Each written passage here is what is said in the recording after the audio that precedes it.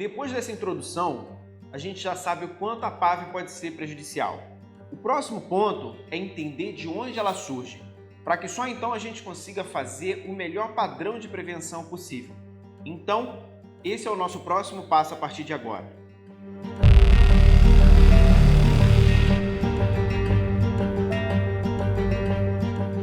O principal responsável pelo surgimento de PAV, sem dúvida, é o tubo orotraqueal.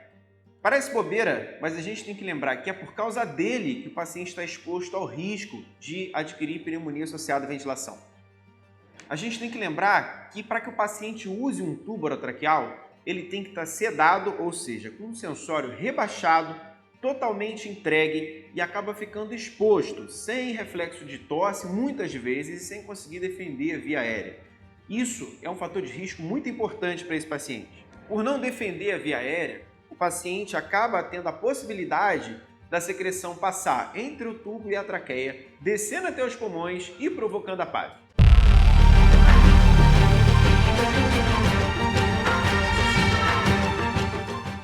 Alguns fatores podem facilitar o surgimento de PAV. Paciente com neoplasia, CA de qualquer tipo, ou que utiliza algum tipo de imunossupressor, ou paciente com HIV positivo, por exemplo. No caso COVID, é muito comum o paciente fazer uso de corticoide e só por isso ele já fica mais exposto ao risco de PAV. Então a gente tem que entender que muito mais do que os cuidados, existem outros fatores que podem influenciar nisso. Nesses pacientes, todo cuidado é pouco.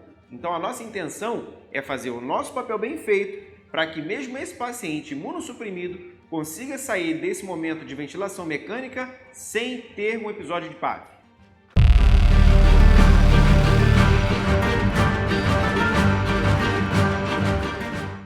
A unidade de terapia intensiva é naturalmente um ambiente muito colonizado com bactérias multiresistentes.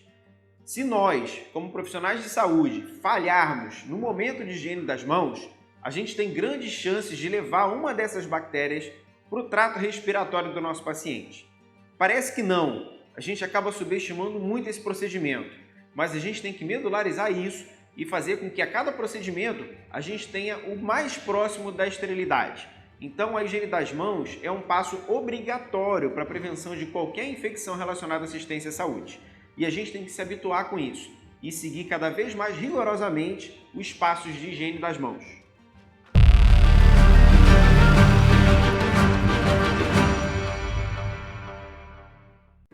Um outro fator de risco que é muito importante é a ventilação mecânica prolongada. O que eu quero trazer para vocês é que quanto menos tempo o paciente fica sob ventilação, menor é o risco de fazer uma PAV. Então pensa comigo, a cada dia que passa, o paciente tem 3% de chance de adquirir PAV nos 5 primeiros dias e 2% de chance de adquirir PAV nos próximos dias. Ou seja, em 14 dias, o paciente vai ter pelo menos 33% de chance de adquirir PAV.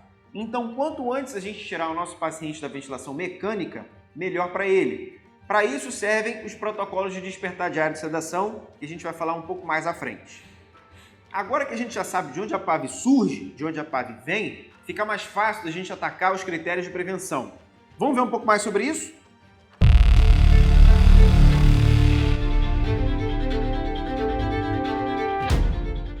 O primeiro ponto que eu queria ressaltar com vocês é sobre a higiene oral e aspiração de secreção subglótica.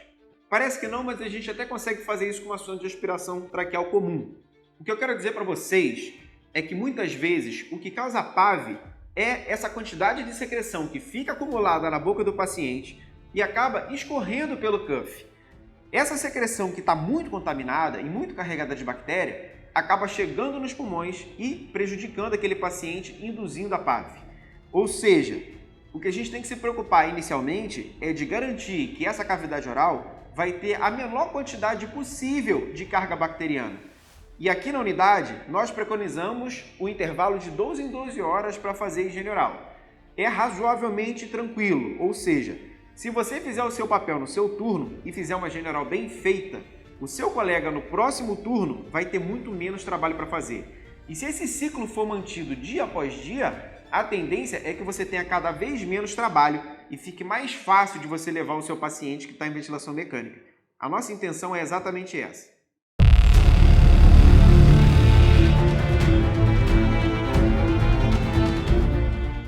A cabeceira elevada diminui o risco de aspiração daquelas secreções que ficam em cima do cuff.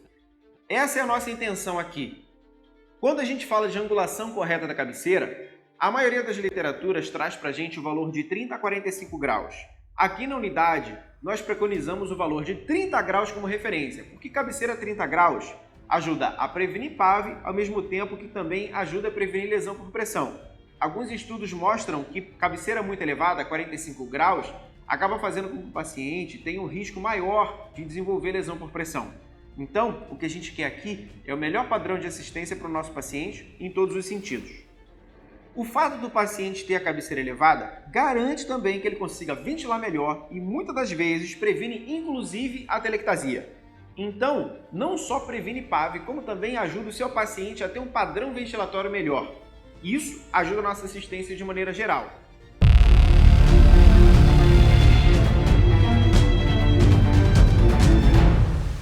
A intenção do despertar diário de sedação é testar o sensório do paciente, justamente para a gente tentar fazer ele sair da ventilação o quanto antes.